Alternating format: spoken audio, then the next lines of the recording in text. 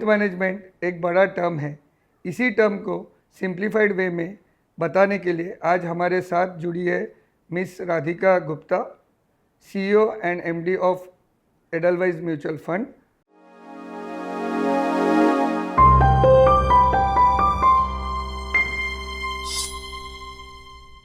Welcome to Growfin. So we are glad that you came to our new office. So बहुत basic सवाल madam आपसे कि investment क्यों ज़रूरी है लाइफ में?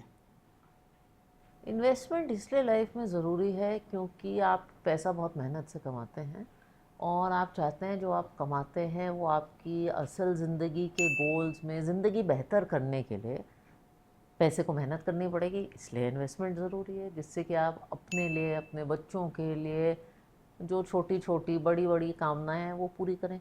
इसलिए आप निवेश करते हैं।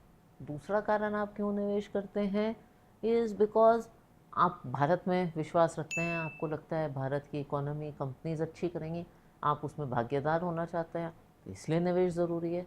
तो ये कारण है। और तीसरा है कि भाई ज़िंदगी की ये सच्चाई है कि महंगाई भी बढ़ रही है और अगर बैंक में या बेड के नीचे पैसे रखोगे तो महंगाई को भी नहीं बीट कर पाओगे। अभी 1970 के मूवी टिकट और आज के थिएटर के कैरेमल पॉपकॉर्न के कॉस्ट में या जो भी मूवी का कॉस्ट है उसमें तो फ़र्क पता है। तो महंगाई को बीट करना है तो पैसे को भी बढ़ना पड़ेगा, वो निवेश से होगा।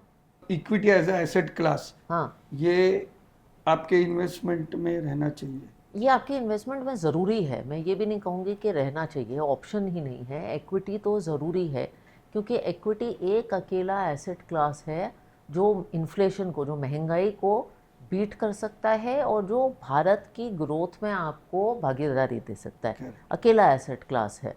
डेट ऊपर नीचे जाता नहीं है, लेकिन डेट में आपको फिक्स्ड रिटर्न मिलता है। चाहे आप उसे FD में रखें, पोस्ट ऑफिस में रखें, डेट से आपको टैक्स के बाद तो इन्फ्लेशन भी नहीं आप बीट कर सकते। गोल्ड के प्राइस ऊपर जा सकते हैं, नीचे जा सकते हैं, बट फंडामेंटली गोल्ड वेल्थ नहीं क्रिएट करता। प्रॉपर्टी ऐसी चीज़ है, आप पैसे डालें, कल को ज़रूरत हो तो निकाल नहीं सकते। इक्विटी अकेला एसेट क्लास है जो वेल्थ भी क्रिएट करता है और लिक्विड भी। कितना प्रोपोर्शनेट होना चाहिए कि इक्विटी, हम इक्विटी इन्वेस्टमेंट हमेशा बोलते हैं कि लॉन्ग टर्म रहना चाहिए जी, शॉर्ट टर्म उसे देखना भी नहीं चाहिए। तो एक नया इन्वेस्टर या जो पुराने इन्वेस्टर भी MF में कर रहे हैं, कितना होराइजन मिनिमम रखना चाहिए? होराइज़न देखिए कम से कम 5 साल रखना चाहिए, आइडियली 10 साल रखना चाहिए। मैं खुद एक कंपनी की CEO हूँ। अगर आप मेरे से कहें कि मेरी कंपनी के प्रॉस्पेक्ट्स 6 महीने में बदलेंगे या 1 साल में बदलेंगे, मैं कहूँगी नहीं, मेरे से तो नहीं होगा। अगर आपको मेरी कंपनी को ट्रांसफॉर्म करते हुए देखना है, मुझे 5 साल तो दो कि भाई मैं आई हूँ, मैं इस कंपनी का कुछ करूँ।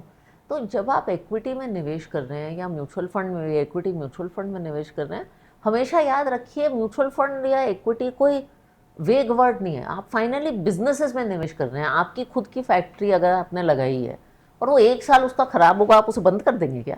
कोई नहीं बंद करेगा। कोई कहेगा नहीं यार माहौल खराब है, ठीक कर लेंगे, 5 साल देंगे। अपने धंधे को आप कितना टाइम दोगे? सो मिनिमम 5 से 10 साल का मिनिमम होराइजन 5 साल, आइडियली 10 साल। बहुत न्यू एज कस्टमर या रादर में इन्वेस्टर बोलूँ, वो लोग कंफ्यूज है कि स्टॉक ट्रेडिंग रहना चाहिए या म्यूचुअल फंड इन्वेस्टमेंट करना चाहिए। मैं हमेशा बोलता हूँ, ये मेरा ओपिनियन है, आपका ओपिनियन शायद ज़्यादा मैटर करेगा, कि म्यूचुअल फंड या stock trading, rather stock trading ही होता है, स्टॉक इन्वेस्टमेंट होता नहीं कि रोज आदमी पोर्टफोलियो देखता है। सो सिंपल क्वेश्चन कि स्टॉक ट्रेडिंग और म्यूचुअल फंड। देखिए आपको पता है मेरा आंसर क्या होगा, लेकिन मैं जवाब थोड़ा अलग तरीके से देती हूँ। बिरयानी खाना सबको पसंद है, लेकिन किसी फूड डिलीवरी प्लेटफॉर्म ने कहा था कि सबसे ज़्यादा जो उनकी डिश ऑर्डर होती है ना, वो बिरयानी होती है इंडिया में। क्योंकि घर में बिरयानी बनाने में बहुत मेहनत लगती है। मैं खाना बनाती हूँ, 15-20 इंग्रेडिएंट लगते हैं, टाइम लगता है, फिर भी गलत हो जाती है बिरयानी बनना। तो आप बिरयानी घर में बना सकते हैं, आप इक्विटी खुद कर सकते हैं, लेकिन बड़ा मुश्किल काम है। 95% लोगों के लिए शायद म्यूचुअल फंड सही इसलिए है क्योंकि आपको एक प्रोफेशनल फंड मैनेजर वो ही काम कर देता है। आज 1000 कंपनी हैं जो आप रिसर्च कर सकते हैं। आप कितनी रिसर्च करेंगे, कितनी ट्रैक करेंगे? अगर आप शेफ़ हैं, अगर आप संजीव कपूर या विकास खन्ना है, तो प्लीज़ आप बिरयानी घर पे बनाइए। बाकी सब ऑर्डर करते हैं किसी के हाथ की बनी हुई बिरयानी। सो सिंपल है कि एक फंड मैनेजर जो दिन रात अपने लिए मेहनत कर रहा है, हाँ, सो आई थिंक ईजी है कि हम और घर पे रूल्स के मुताबिक कर रहा है, छोटी सी फी लेके कर रहा है, डाइवर्सिफाइड पोर्टफोलियो बना रहा है, मार्केट जब बदल रहा है, किसी कंट्री में कुछ हो रहा है, किसी क्षेत्र में कुछ बदल रहा है, तो वो तो रोज रोज उसका काम है देखना। आपका तो रोज रोज काम नहीं है, आपके पास तो और बहुत सारे काम है। हम हमेशा सुनते हैं या बोलते हैं कि इन्वेस्टमेंट एक गोल बेस्ड होना चाहिए, कि जैसे करियर में भी आप एक गोल करते हो कि मैं एक जूनियर इंजीनियर से शुरुआत करता हूँ और मुझे डायरेक्टर बनना है। करेक्ट। तो म्यूचुअल फंड भी वही चीज है कि आपको गोल बेस्ड या कोई भी इन्वेस्टमेंट आपको गोल बेस्ड रखना चाहिए। मेरे हिसाब से रखना चाहिए, क्योंकि मुझे लगता है निवेश को ना एक डायरेक्शन मिल जाता है अगर आपके पास गोल्स हों। नहीं तो क्या होता है, आपका कल आप किसी अंकल से पार्क में मिले, उन्होंने कहा ना मैंने स्मॉल कैप में निवेश कर लिया है, बहुत पैसे बनाए हैं, तो आप भी वो अंकल जी का सुन के कर लोगे। लेकिन आपका वो गोल ही नहीं है, आपकी वो रिस्क एपेटाइट ही नहीं है, आपके पास वक्त ही नहीं है, 2 साल का ही निवेश करना है, बट आपने अंकल की बात सुन ली। तो आदमी का जब खुद कोई गोल नहीं होता ना, चाहे वो करियर में हो, ज़िंदगी में हो, निवेश में हो, भटक सा जाता है और लोगों की बातों में आ जाता है, कंफ्यूज हो जाता है। गोल होता है तो फिर निवेश पर्पसफुली होता है। दूसरा, लाइक अगर आप निवेश करो बच्चों की एजुकेशन के गोल के साथ, जैसे मैंने किया, आप उसे कभी निकालोगे नहीं आसानी से, कि दिमाग में है यार कि गोल वाला इन्वेस्टमेंट है। हम लोग देख रहे हैं कि लास्ट 10-15 साल में SIP बुक यानी सिस्टमेटिक इन्वेस्टमेंट प्लान जो चल रहा है, लोग छोटा छोटा निवेश कर रहे हैं, जो आज 20,000 करोड़ इन्वेस्टमेंट सेविंग हो रहा है। तो आई थिंक ये रिटेल या हमारे जैसे ही इन्वेस्टर है। बहुत जन को लगता है कि अरे SIP एक ये प्लेन वेनिला है। मुझे ऐसा लगता है कि एक टॉपिंग है आपके इन्वेस्टमेंट पे, जो आज है वो तो डालना ही चाहिए, लेकिन SIP जो आज 26,000 करोड़ एक बहुत बड़ी अमाउंट है। एग्जैक्ट स्टैटिस्टिक में पर 10 साल पहले आई थिंक 2-2,500 करोड़ के ऊपर जब मैंने इंडस्ट्री ज्वाइन की थी 2017 में, तो 4,000 करोड़ था। ओह, तो आई think it's almost 6x investment. जब हम आज बैठ रहे, आज नया जो 25 और 30 साल में जब नया जॉब चालू होता है, तो आई थिंक उसके ऐसे कॉर्पस नहीं है। अगर फैमिली कॉर्पस नहीं है तो उसने SIP कितना परसेंटेज उसका इनकम का करना चाहिए minimum? SIP is like having a healthy diet and eating दाल चावल every day और eating healthy food every day. I think ये सिंपल है, लेकिन ये आउट ऑफ फैशन नहीं जाता। So that is what I think SIP is. निवेश से ज़्यादा मुझे लगता है ये एक सेविंग्स का तरीका है। जो नए बच्चे हैं, जिन्होंने अभी कमाना शुरू किया है, उनके लिए, उनको बहुत लगता है यार मेरे पास तो पैसे ही नहीं है निवेश करने के। मैं उनसे कहती हूँ यार SIP तो 100 रुपये में, 250 रुपये में शुरू हो जाती है। 250 रुपये तो आप एक कॉफ़ी पे दे देते हो। तो SIP also makes the market accessible. दूसरा जो आपने सवाल पूछा कि किसी को कितनी करनी चाहिए, मैं कहती हूँ कि आप टारगेट करिए कि मेरी पोस्ट टैक्स इनकम का मैं 20% करूँगा, यंग हूँ। अच्छा, आपको राधिका की बात 20 ज़्यादा लग रही है ना, आप 15 कर दीजिए, लेकिन आप कुछ तो करिए। यूथ ने प्रॉपर्टी लेना चाहिए 25 साल में, या पहले एक पोर्टफोलियो क्रिएट करना चाहिए और फिर प्रॉपर्टी के पीछे भागना चाहिए?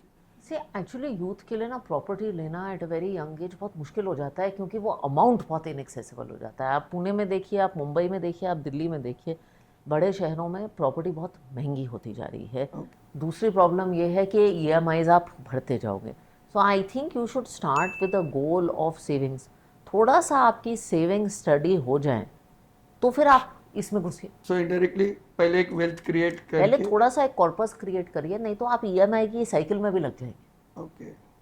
और आजकल बहुत चल रहा है डायरेक्ट प्लान्स, एडवाइजर। सिंपल सवाल, एडवाइजर जरूरी है या नहीं? देखिए, हमारी MC की तो एक कैंपेन रही थी बहुत टाइम तक, अभी भी है, एडवाइस ज़रूरी है। आई थिंक हम हर क्षेत्र में हिंदुस्तान में एडवाइस लेते हैं। टैक्स की कोई प्रॉब्लम होती है तो टैक्स वाले के पास चले जाते हैं, बीमार होते हैं तो गूगल बाबा से तो पूछते नहीं है कि भाई नी कैसे ठीक करी जाए, किसी डॉक्टर के पास ही जाते हैं। तो पता नहीं फाइनेंस में हमें क्यों लगता है कि हम गूगल बाबा से सारे आंसर ढूंढ लेंगे। अगेन मेरा वही बनियाने वाला एनालॉग है, अगर आप वो 2-3% लोग हैं जिनको लगता है आप खुद कर लेंगे तो करिए, बट बहुत लोगों के लिए एडवाइस बहुत ज़रूरी है। एंड लोगों को लगता है कि आप जैसे लोग जो फाइनेंशियल एडवाइस का काम करते हैं सिर्फ फंड सेलेक्ट करते हैं, और ये मैं थोड़ा भ्रम वो करेक्ट करना चाहती हूँ। एक्चुअली एक एडवाइज़र काफ़ी काम करता है, वो ये नहीं बताता कि कौन से फंड का रिटर्न सबसे अच्छा है, वो तो गूगल बाबा भी बता देंगे। वो बताएगा कि आपके लिए क्या ठीक है। Perfect. और वो बहुत ज़रूरी है। जैसे डॉक्टर ये नहीं बताएगा कि भाई सही खाना खाना चाहिए और एक्सरसाइज करना चाहिए, वो तो सबको पता है, बट वो आपके लिए बताएगा भाई आपकी बॉडी के लिए डाइट क्या अच्छी है और आपके लिए आपकी एक्सरसाइज क्या सही है। सो जैसे मैं हमेशा बोलता हूँ कि अगर मुझे जुकाम हुआ तो मैं क्रोसिन ले लेता हूँ, हाँ, बट अगर 3 दिन जुकाम रहा तो तो डॉक्टर के मुझे पास डॉक्टर जाते। के पास ही जाना चाहिए। करेक्ट। आपका ये कहना है कि हम एक फाइनेंशियल डॉक्टर है। और आपका काम ही वो है, और लोगों को, एडवाइज़र को इसी नज़रिए से देखना चाहिए। रिसेंटली काफ़ी नई एएमसीज आ रही है, काफ़ी टैलेंट भी आ रहा है, but there is no background. So अगर एज ए एडवाइज़र मुझे कुछ चूज़ करना है तो मुझे सबसे इम्पोर्टेंट क्राइटेरिया क्या चूज़ करना चाहिए? अगर मैं new age, not new age AMC, but कोई भी एएमसी अगर चूज़ करना है, क्योंकि मेरे लिए भी अभी ऐसा हो रहा है कि बास्केट बढ़ते जा रही है। So I don't want to get wrong. I think you should finally, पैसा मैनेज करना, पब्लिक पैसा मैनेज करना एक बड़े भरोसे का काम है। फाइनली एज एन एडवाइज़र आपको जज करना चाहिए, और ये बहुत अच्छा सवाल है, to find an AMC you trust. And trust comes from many things. Trust comes from the fact कि उस एएमसी की परफॉर्मेंस कैसी रही है लंबे समय में। Trust comes from the fact कि वो एएमसी जो कह रहा है वो कर रहा है। Trust comes from the fact कि जो परफॉर्मेंस अगर अच्छी है तो किस वजह से अच्छी है। बहुत लोग परफॉर्मेंस देखते हैं, ये देखते नहीं है कि पोर्टफोलियो में क्या है, कि भाई वो पोर्टफोलियो बना कैसा रहा है। Trust comes from the fact कि वो एएमसी बढ़ रही है, खुद के काम में निवेश कर रही है, खुद को ग्रो कर रही है, उसके पास टैलेंट कैसा है, लोग कैसे हैं। तो ये एक सिंगल डायमेंशनल आंसर नहीं है। Finally you have to find someone you trust, because देखो रिटर्न ना ऊपर नीचे 1-2% ही होंगे, ये भरोसे का रिश्ता है। So where do you see Edelweiss AMC for next decade at least, I can ask you? I mean हमारा देखो 1.5 लाख करोड़ का एसेट है, हम हिंदुस्तान के साथ बढ़ेंगे, इंडस्ट्री के साथ बढ़ेंगे। I would love to see us at 10 lakh crore one day. I think it is absolutely doable. So Edelweiss ready है next एक decade के लिए? वी आर, हमें तो लगता है कि वो पिक्चर अभी बाकी है। ओहो तो हमें तो लगता है कि इस बिज़नेस में, मैं तो I been in this AMC for 6-7 years only. 6-7 साल में तो आपने बस थोड़ी सी खुदाई की है, अभी तो हमें फाउंडेशन बनाई है, अभी तो बहुत घर बड़ा करना है। सो जो पोस्ट कोविड जितने भी नए कस्टमर या नए इन्वेस्टर, मैं हमेशा कस्टमर, शायद मैं एक एडवाइजर हूँ तो मेरे माइंड में एक आता है कस्टमर, जो भी नए इन्वेस्टर्स आए हैं वो देखते हैं कि उन्होंने कभी करेक्शन देखा ही नहीं। जी, तो आपको क्या एडवाइस ऐसा रहेगा कि अगर करेक्शन आता है, so I think it's a nature, but उनको पता नहीं है क्योंकि वो तो न्यू बॉर्न इन्वेस्टर है, स्ट्रॉन्ग एडवाइस क्या कि जो अपने इन्वेस्टमेंट में खड़े रहे वो? 2 एडवाइसेस। 1, करेक्शन इज़ रियलिटी, ये आने वाला है, इट्स अ क्वेश्चन ऑफ कब। तो आपके साथ कुछ गलत नहीं होने वाला। ऑफन ये पहली बार करेक्शन आता है तो आपको लगता है मार्केट स्कैम है, इंडिया इकोनॉमी कुछ, सडनली ना बहुत ऐसा आपको आपको खिरा देते हैं। कोई स्कैम नहीं है, कुछ गलत नहीं होने वाला है, ये निवेश का हिस्सा है, ये फीचर है, बग नहीं है। And my biggest advice is आप पैनिक मत करिए। मैं देखती हूँ बहुत नए इन्वेस्टर्स उस माहौल में पैनिक कर जाते हैं, और पैनिक करने के बाद उनको लगता है कुछ करूँ, कुछ SIP बंद करूँ, किसी से कुछ बात करूँ, कुछ स्विच करूँ। अगर कुछ नहीं समझ आ रहा ना, जैसे अगर आप एक शिप पे हैं और बहुत तूफान एट्सेट्रा है, तो आप सडनली स्ट्रेटेजी नहीं चेंज करते, आप कहते हैं पहले तूफान जाने दो फिर सोचें। आप अपनी वाइफ के साथ अपना रिलेशनशिप तूफान में नहीं नेगोशिएट करते। You are sitting in a ship, you are all wondering कि वील सिंक और स्विम, फिर अपनी वाइफ के साथ आप अपना 10 साल पुराना रिश्ता डिस्कस करो। आप कहोगे पहले तूफान ढलने दो, समझदारी इसी में, फिर बाद में बात करेंगे।